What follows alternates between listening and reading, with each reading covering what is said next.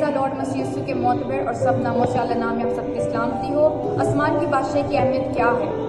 आसमान की बादशाही की अहमियत क्या है? What is the importance of the kingdom?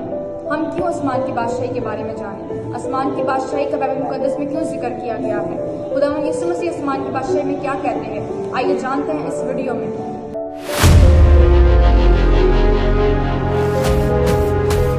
आसमान की बादशाही की अहमियत इस कदर अहमियत का हामिल है कि नबियों ने इसकी मुनादी की, रसूलों ने इसकी मुनादी की, और यूहन्ना नबी जो खुदावंद यीशु मसीह के आगे राह तैयार करने के लिए भेजे गए थे, उन्होंने भी इसकी मुनादी की। और सबसे बढ़ के खुदावंद यीशु मसीह ने आसमान की बादशाही की मुनादी करते हुए अपनी खिदमत का आगाज़ किया।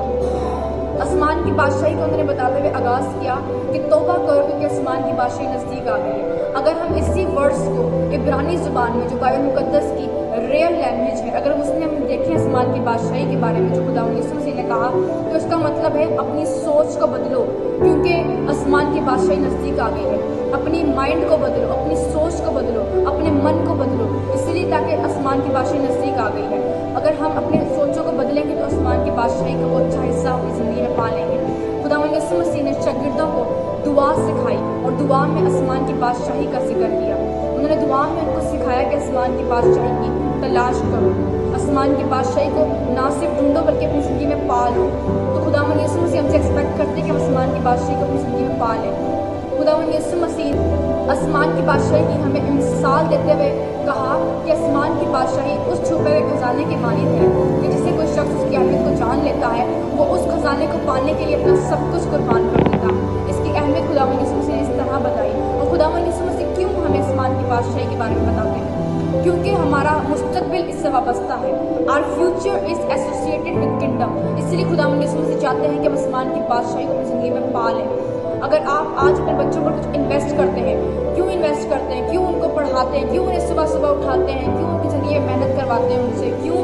क्योंकि आप जानते हैं कि उनका फ्यूचर इससे वाबस्ता है, उनका फ्यूचर इस पर निर्भर है।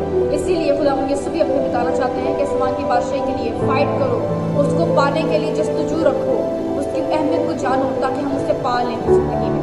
खुदावंद यीशु मसीह हमें ये बताना चाहते हैं कि इसकी अहमियत को आज हम ज़िंदगी में समझें ताकि इसकी अहमियत को जानते हुए अपनी ज़िंदगी का वो अच्छा हिस्सा ना खो दें, हम आसमान की बादशाही को पा सके। कि खुदावंद यीशु मसीह ने कहा, मैं जाता हूँ तुम्हारे लिए जगह तैयार करता हूँ। खुदावंद यीशु मसीह हमें आसमान की बादशाही में ले जाना चाहते हैं। हमें सिर्फ इसकी अहमियत, कुछ लोग ऐसे हैं जो इसकी अहमियत को नहीं जानते और अपनी ज़िंदगी में रोज़मर्रा की ज़िंदगी ऐसे जी रहे हैं, अपनी डेली लाइफ में इसके लिए कुछ इन्वेस्ट नहीं कर रहे। Our future is associated with kingdom.